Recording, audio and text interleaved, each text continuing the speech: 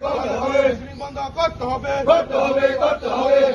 বন্ধ করতে হবে, কর্মী স্বল্পতা দূর করতে হবে, কর্মী স্বল্পতা অবলম্বন কমাতে হবে। মাতরম বন্দে মাতরম, মাতরম বন্দে মাতরম, কংগ্রেস জিন্দাবাদ। আপনারা দেখতে পাচ্ছেন যে স্মার্ট মিটার নিয়ে কন্টিনিউ যে বিদ্যুৎ বিল বাড়ছে তা নিয়ে জনগণের মধ্যে একটা ক্ষোভ ছিল। তাই আমরা জাতীয় কংগ্রেসের পক্ষ থেকে আজকে বিদ্যুৎ দপ্তরে একটা ডেপুটেশন দিচ্ছি।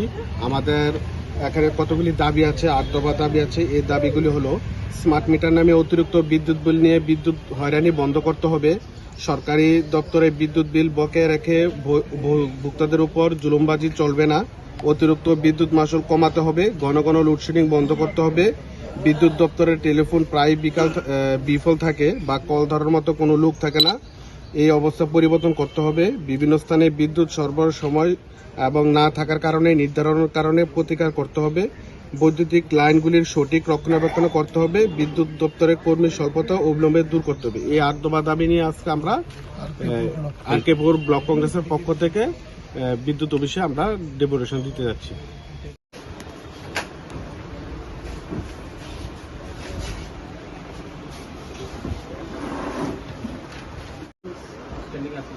অনেকটা কমে আছে, অনেকটা কমে আছে, অনেকটা ধরেন 3-4 মাস অনেকটা এটা আস্তে আস্তে গভর্নমেন্টের ডিসিশন, আস্তে আস্তে যেতে নিয়ে